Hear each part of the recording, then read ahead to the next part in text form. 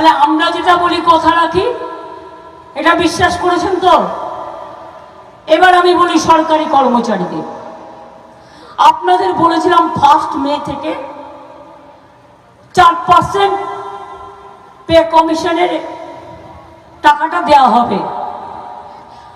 1 মে মানে অ্যাকচুয়ালি টাকাটা আপনারা হাতে পাবেন 1 জুন, তাই তো? অঙ্কে তাই বলে।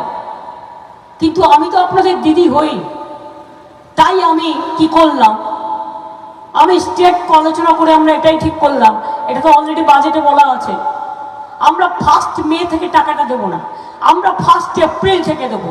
তাহলে আপনি যখন 1 জুনে গিয়ে টাকাটা পাবেন, তখন আপনি ওই এপ্রিলের মাইনের সাথে ওই যে টাকাটা বাড়তি সেটা আপনি পেয়ে যাবেন।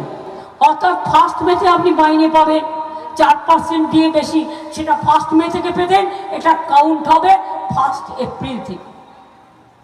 কি খুশি কি খুশি না? খুশি কি খুশি না? কি স্বরূপ কত বাড়লো? 1 মাসে তাহলে বেশি বাড়তি হলো, কত হলো? অনেক বাড়লো। যাক, সবার মুখে হাসি থাকুক। তাহলে যেটা দাঁড়ালো সেটা হচ্ছে যে অর্ডারটা নবান্ন থেকে দেওয়া হয়েছিল, সেই অনুযায়ী ডিএটা দেওয়া হবে মে মাস থেকে। অর্থাৎ মে মাসের স্যালারি যখন আমরা জুন মাসের প্রথম দিকে কিংবা মে মাসের শেষের দিকে অ্যাকাউন্টে ক্রেডিট হবে, তখন তার স্যালারি ডিএটা পাওয়া যাবে 4%, অর্থাৎ টোটাল 14%। কিন্তু এক্ষেত্রে দিদির ঘোষণা অনুযায়ী এটাকে 1 মাস আগিয়ে এপ্রিল মাস করা হলো। আর এপ্রিল মাসের স্যালারি তো আপনারা অলরেডি পেয়ে গেছেন, সেক্ষেত্রে জুন মাসে যখন পাবেন প্রথম দিকে, তখন এই এপ্রিল মাসের যে 4% বাড়ানো হয়েছে সেটা এরিয়ার হিসেবে আলাদা করে আপনাদের অ্যাকাউন্টে ক্রেডিট হবে।